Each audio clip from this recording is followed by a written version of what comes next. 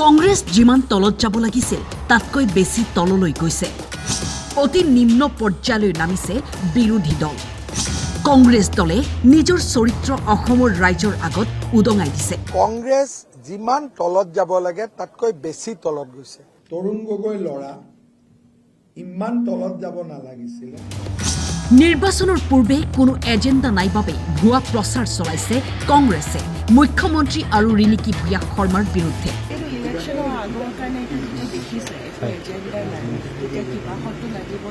হোৱাই আপুনি হিমন্ত বিশ্ব শৰ্মাক ডিফেম কৰিবৰ কাৰণে পাকিস্তানৰ কিয় সহায় লয় মানুহে গৌৰৱ গগৈ আৰু পৱন খেৰাক বিশ্বাস নকৰে পাছপোৰ্টখন সকলোতকৈ ইম্পৰ্টেণ্ট আৰু ভেলিড ডকুমেণ্ট হয় আপোনালোকে জানে তাৰ টাইটেলটোৰ স্পেলিংটো ভুল হ'ব পাৰে নেকি ৰিণিকী ভূঞা শৰ্মা ডাঙৰীয়ানে শৰ্মা টাইটেলটো লিখে SHARAMA আপোনালোকে তেখেতৰ ফেচবুক একাউণ্টত চাই লওকচোন আৰু পাছপোৰ্টখনত লেখা আছে এই ফেক পাছপোৰ্টখনত SARMA এই সমগ্ৰ ঘটনাত আহি পৰিছে এতিয়া Pakistani angle Pakistani social media গ্ৰুপত আপলোড কৰিছিলে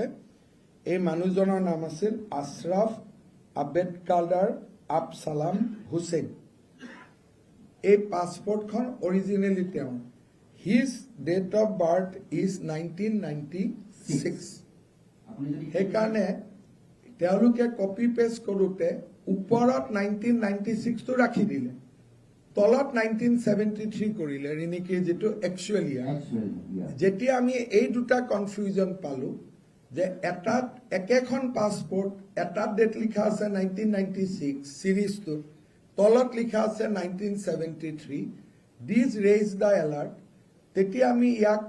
বিচাৰোতে সিম্পল গুগল ৰিভাৰ্ছ চাৰ্চতে এইটো ওলাই আহে যে ইট ইজ দিছ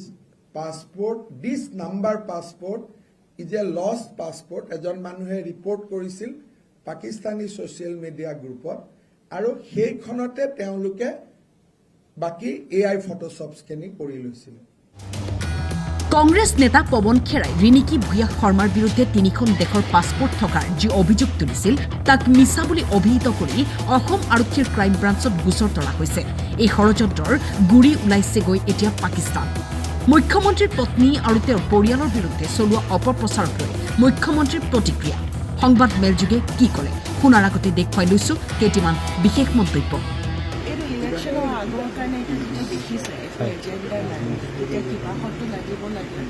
আৰু তাহাঁতে একচুৱেলি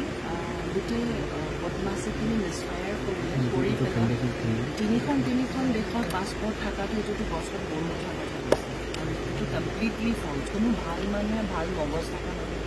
52,000 crore যদি ইনভেষ্ট কৰোঁ মইনো ইণ্ডিয়াত কিয় থাকোঁ ভাই মইতো আজি গোটেইখন বুলি আজি যদি 52,000 crore লয় সেইটোতো আৰু এনেকুৱা কিছুমান কথা কৈছে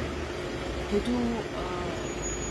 মই একচুৱেলি মোৰ নিজৰ কোনো ভাষা নাই তাৰমানে ক'বলৈ তাহাঁতি সংখ্যাখিনি মাল্টিপ্লাই কৰোঁতেও ভুল কৰি ক'লে যেন পাইছোঁ এনেকৈ হ'লেতো 3-4খন ষ্টেট মোৰ আণ্ডাৰতে থাকিব কিন্তু গোটেই এতিয়া এটা বস্তু সদায় চাব লাগিব যে মিছা কথাটো ক'লেও কিমানটোলৈকে লেভেলটো যাব লাগে সেইখিনিতো অন্তত বুজি চাব লাগিছিল এই পাছপোৰ্টখন লষ্ট বুলি পাকিস্তানী ছ'চিয়েল মিডিয়া গ্ৰুপত আপলোড কৰিছিলে এই মানুহজনৰ নাম আছিল আশৰাফ আবেদকালাৰ আবছালাম হুছেইন এই পাছপোৰ্টখন অৰিজিনেলি তেওঁ his date of birth is 1996 সেইকাৰণে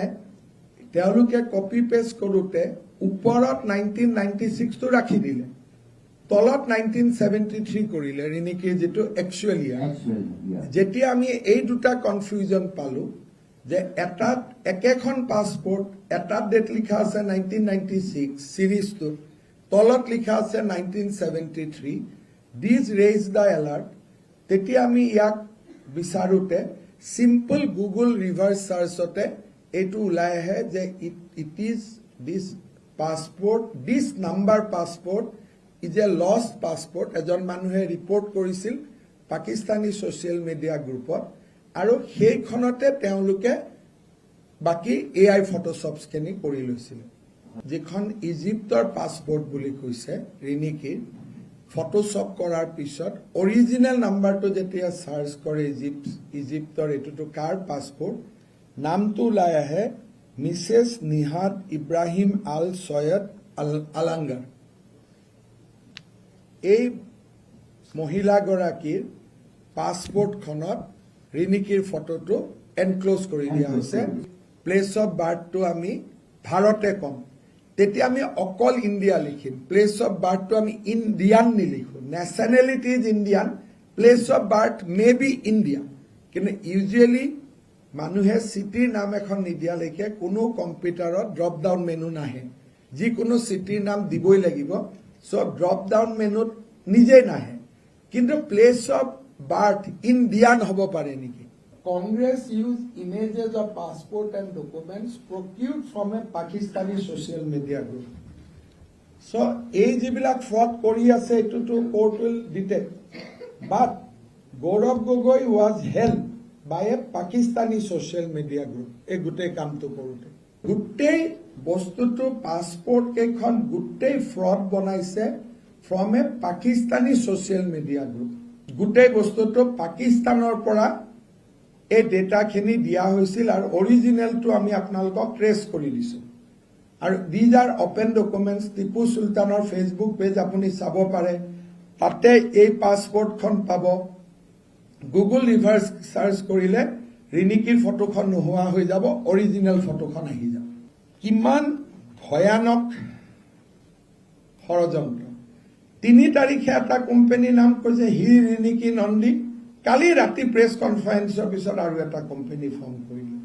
এতিয়া আপোনালোকে মোক কওক, 3 আৰু 5 এপ্ৰিলত ফৰ্ম কৰা কোম্পানীটোত 53,000 কোটি টকা লগে লগে কেনেকে জমা হ'ব পাৰে, তাকো ইলেকশ্যন চলি থাকোঁতে। আৰু সৰু সুৰা এমাউণ্ট নহয়, 53,000 crore। মোৰ এইটোৱে বেয়া লাগিছে যে তৰুণ গগৈ ল'ৰা ইমান তলত যাব নালাগিছিলে।